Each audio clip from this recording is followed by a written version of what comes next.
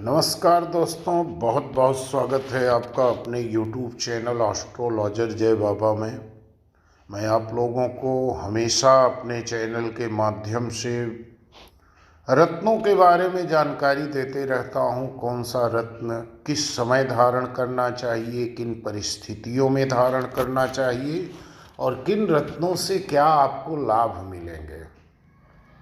आप लोगों का प्यार आशीर्वाद भी मिलता है, लोग पसंद करते हैं। तो आज मैं आप लोगों को रत्न के बारे में बताऊंगा। कुछ लोगों के मन में भ्रम होता है कि रत्न यानी कुछ भी नहीं, लेकिन रत्नों में जो शक्तियां हैं, जो दैवीय शक्तियां हैं, अगर उसका सही तरीके से इस्तेमाल किया जाए, क्योंकि ये हमारे भारत तक ही सीमित नहीं है, बल्कि दुनिया का कोई ऐसा देश नहीं है जहाँ पर रत्नों का उपयोग न होता हो। रत्न प्रकृति द्वारा एक मूल्यवान निधि है। मनुष्य अनादिकाल से ही रत्नों की तरफ आकर्षित रहा है और वर्तमान में भी है और भविष्य में रहेगा।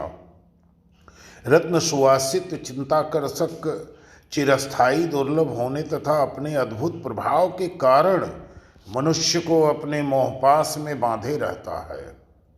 रत्न आभूषणों के रूप में शरीर की शोभा तो बढ़ाते ही हैं, साथ ही अपनी दैवीय शक्तियों के प्रभाव के कारण रोगों का निवारण भी करते हैं। रत्नों में चिरस्थायित्व का ऐसा गुण है कि ये ऋतुओं के परिवर्तन के कारण तथा समय समय पर प्रकृति के भीषण उथल पुथल में तहस नहस होने के कारण भी प्रभावित नहीं होते हैं। ऐसे दुनिया का सबसे शक्तिशाली रत्न माणिक होता है। इस रत्न का कोई जोड़ नहीं है, यह सूर्य का रत्न है, इसे रूबी भी कहा जाता है। और इस रत्न को धारण करने से व्यक्ति की बिजनेस लाइफ और प्रोफेशनल लाइफ दोनों बेहतर होती है। लेकिन महारत्न है, इसे धारण करने के पहले कुंडली का विश्लेषण करना बहुत ज़रूरी होता है। बिना कुंडली विश्लेषण किए कभी भी रत्नों को नहीं धारण करना चाहिए। हाँ, कुछ ऐसे रत्न हैं जिन्हें हीलिंग स्टोन कहा जाता है, जिसमें तंजानाइट है, एक्वामरीन है, लाजावर्त है, लेब्रोडोराइट है, पेरीडॉट है और सिट्रीन है। ऐसे बहुत सारे रत्न हैं। टाइगर स्टोन है, माहे मरियम स्टोन है, फिरोजा है। इनको कोई भी धारण कर सकता है, इनके कोई दुष्प्रभाव नहीं होते हैं। जो भी करेंगे ये लाभ आपके साथ करेंगे। किसी भी प्रकार का आपका अहित इन पत्थरों से नहीं हो सकता जो हीलिंग स्टोन है। लेकिन जो हीलिंग स्टोन नहीं है, जैसे माणिक हो गया, पुखराज हो गया, नीलम है, गोमेद लहसुनिया है, तो इन सब रत्नों को धारण करने के पहले कुंडली का विश्लेषण किसी अच्छे ज्योतिषाचार्य से करवाना चाहिए। सस्ता वाला ज्योतिषाचार्य मत ढूंढिए या मुफ्त वाला कि इनसे हम गुरुजी से बात कर रहे हैं, हमारी कुंडली का विश्लेषण कर देंगे। आज के ज़माने में मुफ्त में कोई कुछ नहीं करता है। तो सवाल ये है कि क्या वाकई रत्न आपके भविष्य को सुधार सकता है? तो मेरी तरफ से हाँ है। रत्न आपके भविष्य को सुधार सकता है। प्राचीन काल से ही रत्न अपने आकर्षण, रंगों, प्रभाव, आभा तथा बहुमूल्यता के कारण मानव को प्रभावित करते आ रहे हैं। अग्नि पुराण, गरुड़ पुराण, देवी भागवत पुराण, महाभारत आदि अनेक ग्रंथों में रत्नों का विस्तार में वर्णन मिलता है। ऋग्वेद तथा अथर्ववेद में भी 7 रत्नों का उल्लेख मिलता है। यहाँ तक कि तुलसीदास जी के रामचरितमानस के उत्तरकांड में अवधपुरी की शोभा का वर्णन करते हुए मूंगा, पन्ना, स्फटिक और हीरे का वर्णन किए हैं। कौटिल्य ने भी अपने अर्थशास्त्र में रत्नों के गुण दोष का उल्लेख किया है। वाराह मिहिर की बृहत संहिता में रत्न परीक्षाध्याय में नवरत्नों का विस्तार से वर्णन किया गया है। ईसाई, जैन और बौद्ध धर्म की अनेक प्राचीन पुस्तकों में भी रत्नों के विषय में लिखा हुआ है। रत्नों की उत्पत्ति के विषय में अनेकों पौराणिक मान्यताएं हैं। अग्नि पुराण के अनुसार है, जब दधीच ऋषि की अस्थियों से देवराज इंद्र का प्रसिद्ध अस्त्र वज्र बना था, तो जो चूर्ण यानी कि अवशेष पृथ्वी पर गिरा था, उनसे ही रत्नों की उत्पत्ति हुई थी। गरुड़ पुराण के अनुसार बल नाम के दैत्य के शरीर से रत्नों की खानें बनी। समुद्र मंथन के समय प्राप्त अमृत की कुछ बूंदें छलक कर पृथ्वी पर गिरी, जिनसे रत्नों की उत्पत्ति हुई। ऐसी भी अनेकों मान्यता है। मूल रूप से असली रत्नों की उत्पत्ति पहाड़, पेड़ पौधा, जीव जंतु और नदियों से होती है, समुद्र से होती है। मोती समुद्र में पाया जाता है। एक्वामरीन और सभी रंगों के हकीक पत्थर ये नदियों में पाए जाते हैं। और इनमें महाभारत में स्यमंतक मणि का भी वर्णन है, जो एक विश्व भर में पुरातन काल से चला आ रहा है महाभारत, जिसके प्रभाव से मणि के आसपास के क्षेत्र में सुख, समृद्धि, आरोग्यता और दैवी कृपा बनी रहती थी। स्यमंतक मणि का वर्णन आपको महाभारत में मिलेगा, जिसको स्वयं भगवान वेदव्यास ने लिखा है। पश्चिमी देशों में बच्चों को अंबर की माला इस विश्वास से पहनाई जाती है कि इनसे उनके दांत बिना कष्ट के निकल आएंगे। अंबर एक ऐसा स्टोन है जो पेड़ से बनता है, पेड़ का गोंद है, उसके अंदर कीड़े रहेंगे, चींटियाँ रहती हैं, पौधों की पत्तियाँ, देवनार पौधे की पत्ती का भी टुकड़ा उसमें मिलता है। असली अंबर में कुछ न कुछ कीड़े मकोड़े रहेंगे, तभी वो अंबर है। ऐसे ये गुरु का उपरत्न है, लेकिन हीलिंग स्टोन है, कोई भी पहन सकता है। और यहूदी लोग कटैला रत्न भयानक स्वप्नों से बचने के लिए धारण कर सकते हैं। कटैला यानी कि जमुनिया रत्न बहुत ही खूबसूरत और बहुत ही प्रभावशाली रत्न होता है। शनि के उपरत्नों में जमुनिया रत्न। और प्राचीन रोम निवासी बच्चों के पालने में मूंगे के दाने लटका देते थे ताकि उन्हें अरिष्टों से भय न रहे। जड रत्न को चीन में आरोग्यता देने वाला माना गया है। सबसे विख्यात रत्न जेड स्टोन है, जो पन्ना का उपरत्न है। कीमत कुछ नहीं है इसके लिए, उसका कोई वैल्यू नहीं है। यदि आपकी शारीरिक व्याधियों यानी कि बीमारियों को ठीक करने हेतु मेडिकल साइंस में दवा या कोई इंस्ट्रूमेंट दिया जाता है, जैसे कि आपकी आँख में दोष होने पर डॉक्टर उतने ही पावर का चश्मा बनाते हैं जितने की आपकी आँख कमज़ोर होती है,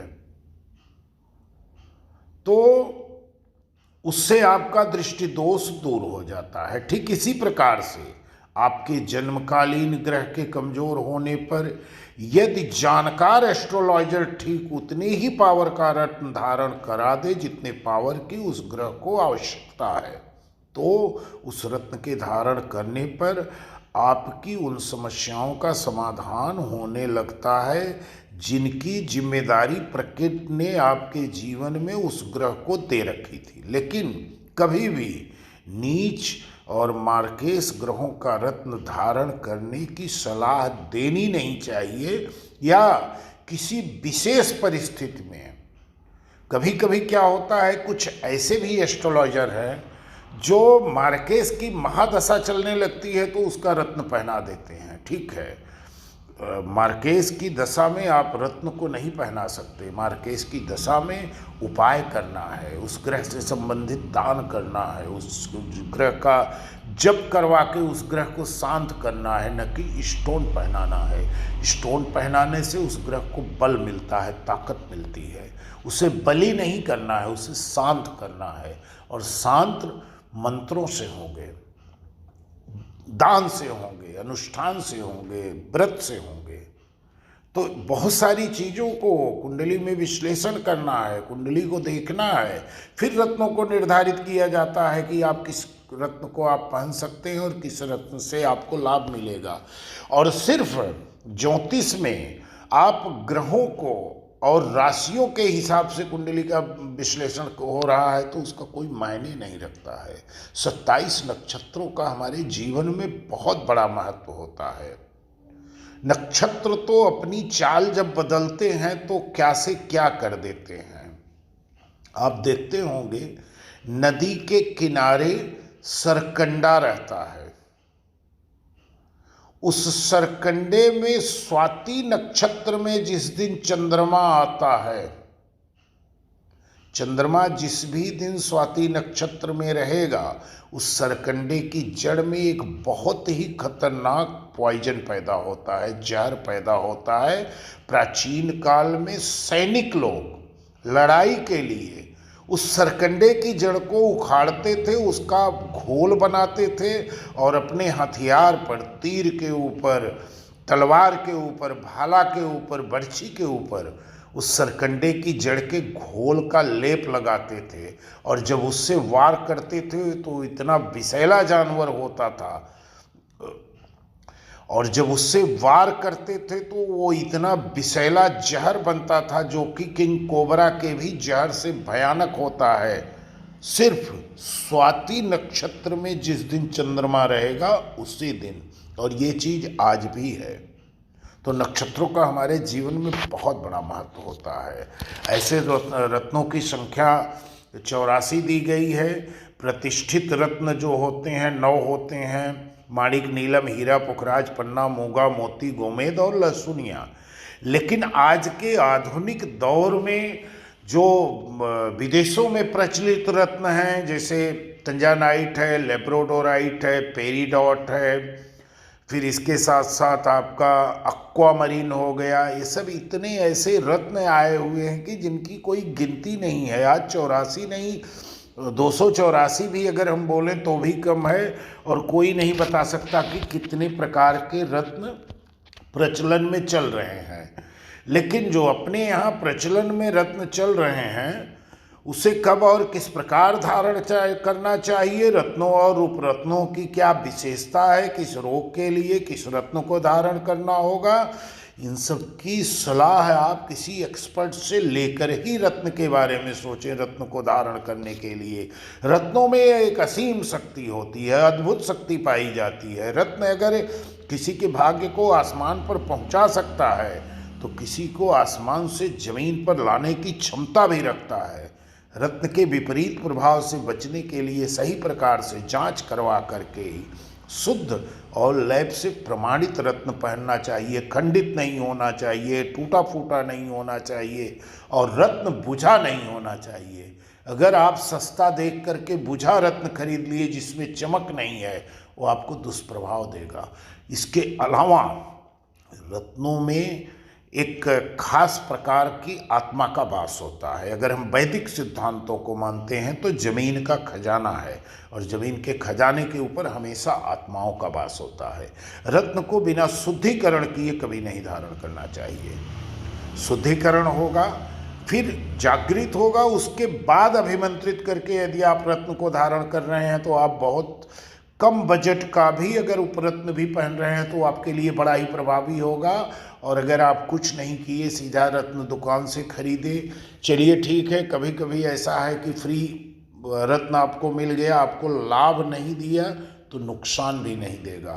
लेकिन कोई कोई ऐसे रत्न होते हैं कि आपकी कुंडली में उस रत्न की आवश्यकता है, आपकी जन्म कुंडली के अनुसार उस रत्न को आप धारण कर सकते हैं, लेकिन वही रत्न धारण करने के बाद आपका नुकसान हो जाता है, कोई बड़ा हादसा हो जाता है और आप परेशान हो जाते हैं। तो इसका मतलब हुआ उस रत्न का शुद्धिकरण नहीं किया गया है।